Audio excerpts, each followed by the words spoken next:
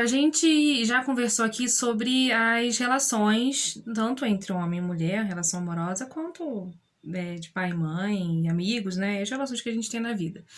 E você falou uma frase muito interessante, que não existe relação sem ganho. Você pode explicar melhor pra gente o que isso quer dizer? Qual o ganho, né, na relação? Claro, com certeza. É um ponto muito polêmico que as pessoas questionam muito. Que ganho tem nessa relação, né? Eu estou sofrendo com essa relação e não consigo sair. Isso vem muito na clínica. Eu já tive paciente que veio, que a questão dela, eu vim para me separar do meu marido, para você me ajudar a me separar do meu marido. Ela não conseguia sair dessa relação. Não consegui. E nem saiu. Porque ela descobriu que ela tinha Qual era o ganho? Tinha ganho. E aí decidiu ficar. Obviamente nós estamos falando de qualquer tipo de relação, quer seja de relação de trabalho, quer seja de relação parentais, quer seja de relações amorosas, amizades, né? Todas têm ganhos. Nós, seres humanos, nesse ponto, nós somos muito egoístas. Nós só ficamos numa relação se tem ganhos. Muitas vezes os ganhos são claros, tá? São conscientes. Quando os ganhos são conscientes, eu costumo dizer que nada que está na consciência faz mal.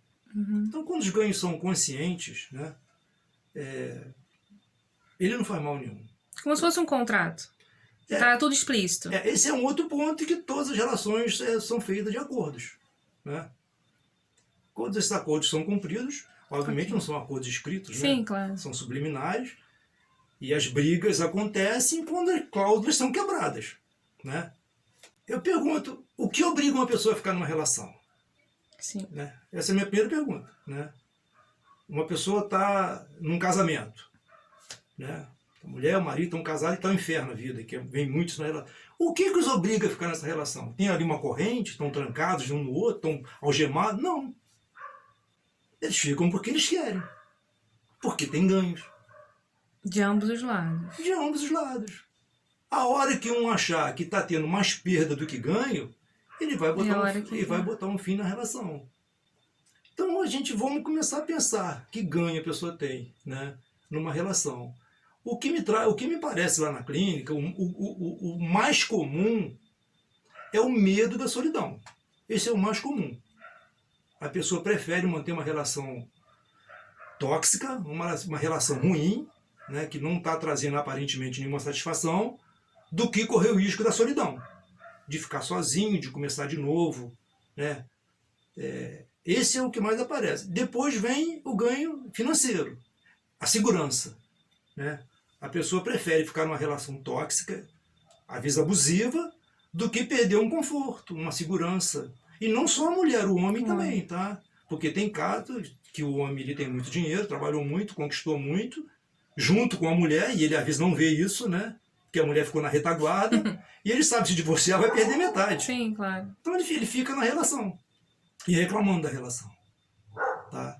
Então esses ganhos muitas vezes são muito claros. E quando está na consciência, tipo assim, a mulher, não, meu marido ele é meio grosso, né? meio coisa e tal, mas eu gosto dele assim mesmo, ele me dá muita segurança, e eu vou levando e estou feliz. Né? Esse não é o problema, porque a coisa está clara. O ganho está claro, está explícito. O problema é a pessoa que não consegue sair de uma relação cujo ganho ela não consegue ver. Aí vem para a análise, e com a análise ela vai colocar na balança, né? Primeiro vamos trazer para a consciência qual é o ganho. E ela vai colocar na balança, saber se vale a pena ou não continuar nessa relação. Entendeu? E quando os ganhos, eles podem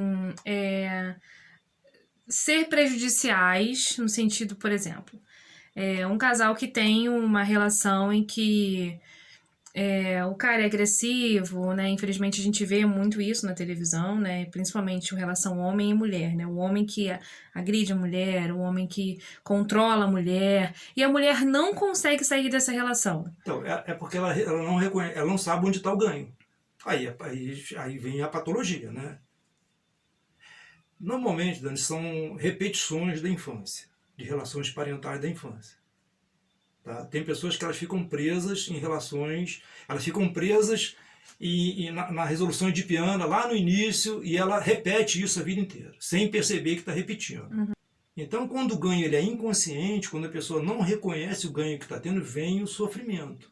Agora, um outro detalhe, quando você fala em relações abusivas, né? Gente, pelo amor de Deus, não estou aqui para defender nenhum tipo de abuso. Não, nenhum tipo de abuso é aceitável. Nenhum. E muito menos de pessoa vulnerável. Crianças, pessoas debilitadas, doentes. Nós estamos falando aqui de pessoas adultas em gozo da sua consciência. Então veja bem, a pessoa vem trazer uma questão de que apanha do marido. O marido bate.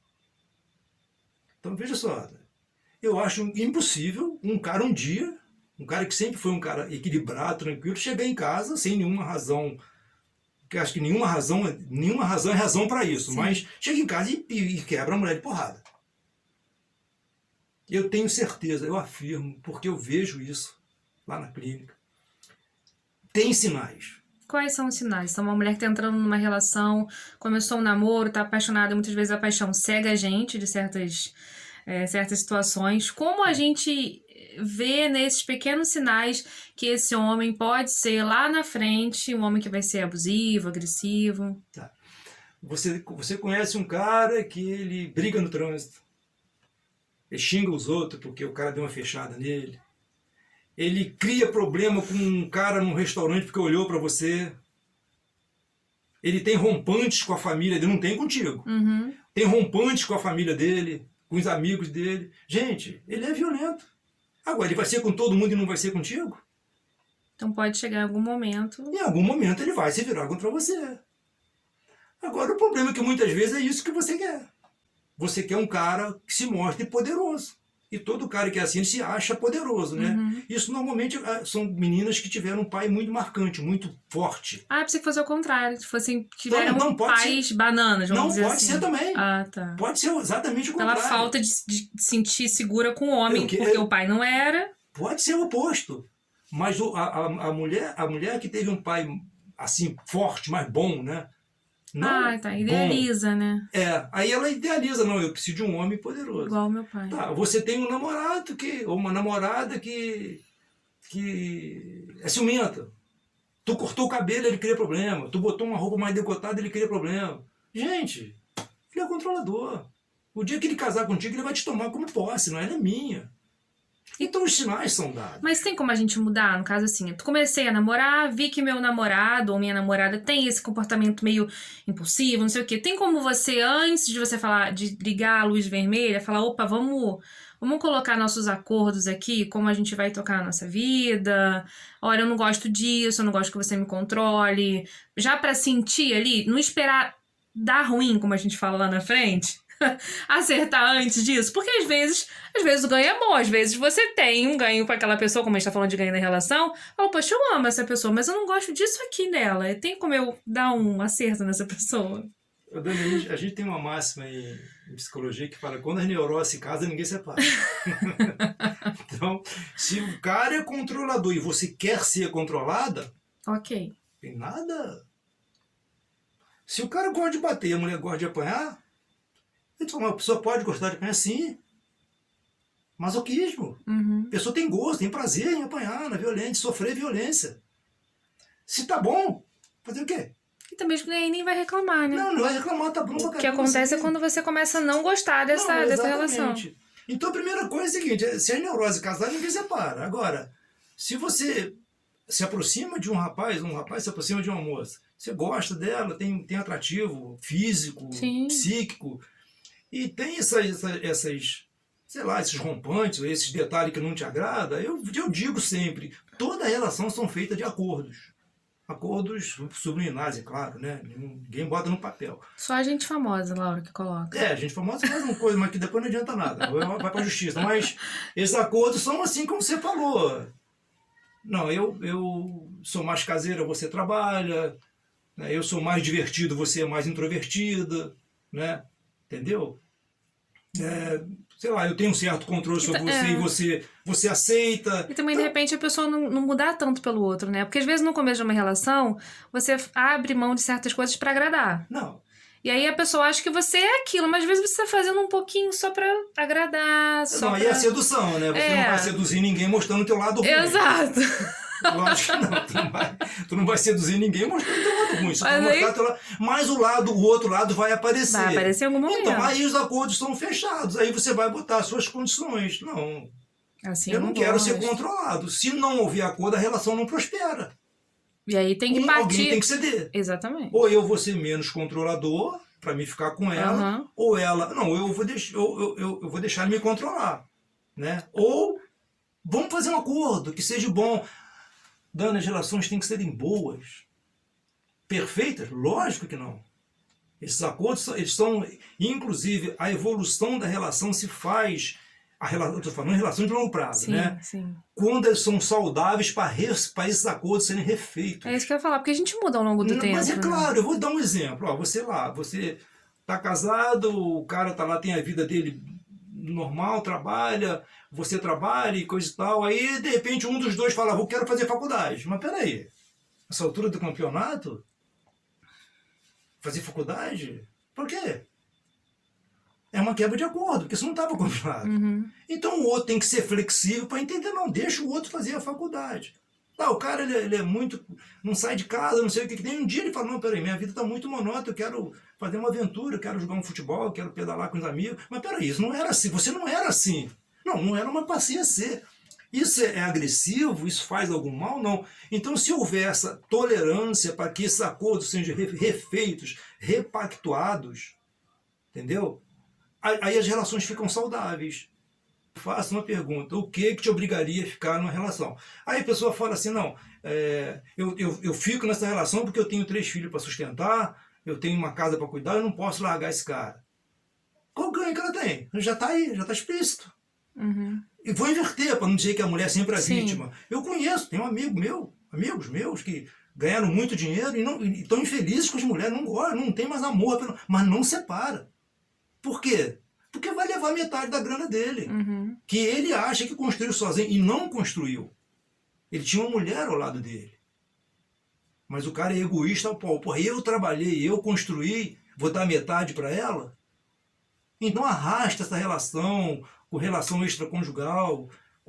Na verdade o cara vive infeliz. Eu mostrei para um amigo, não é paciente, porque é meu amigo um dia desse, que ele estava infeliz na relação dele. Porque ele não tinha coragem de separar da mulher dele.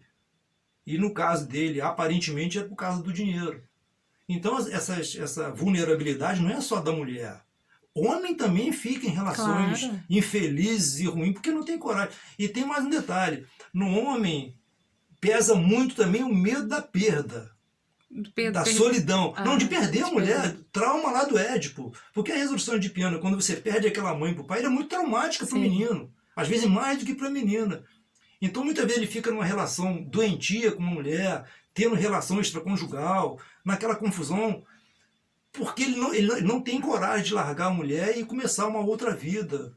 E normalmente quando faz isso é porque já arrumou outra. Ele só troca, né? Difícil, né? Ficar sozinho. É difícil sozinho. um homem sair.